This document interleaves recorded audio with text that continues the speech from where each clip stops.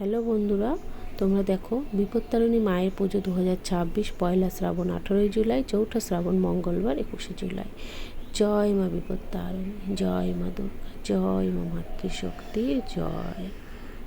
এবার তোমরা দেখো বিপত্তারিণী মায়ের পুজোর নিয়মগুলো বলছি, সেগুলো তোমরা ভালো করে দেখো।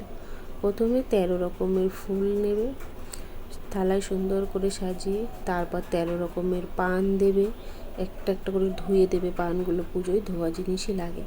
তারপরে 13টা সুপারি দেবে, সুপারিগুলো গোটা শুদ্ধ থাকবে সব। তারপর 13 রকমের ফল দিয়ে থালাটা সুন্দর করে সাজাবে।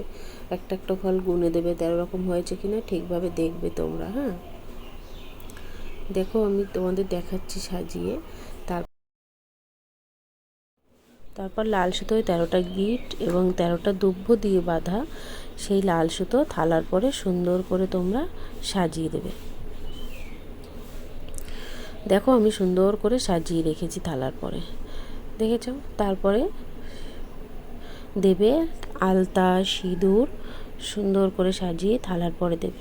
এবার তুমি যেমন পারো তেমন কিছুটা মিষ্টি প্রসাদ মায়ের বাটার মধ্যে প্রসাদটা রাখার পরে তোমরা মোমবাতি, ধূপকাঠি সব থালার পরে সুন্দর করে সাজিয়ে দেবে। এবার দেখো আমার থালা গোছানো রেডি হয়ে গেছে, দেখেছ? থালাটা আমি গুছিয়ে দিলাম।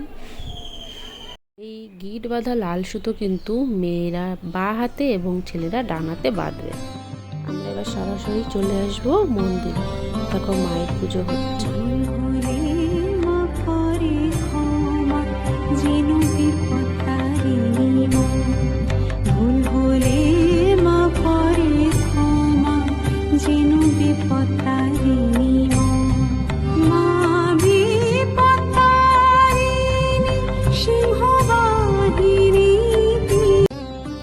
পুজোর পরে ফল প্রসাদ গ্রহণ করবে এবং তারপরে 13টা লুচি খাবে।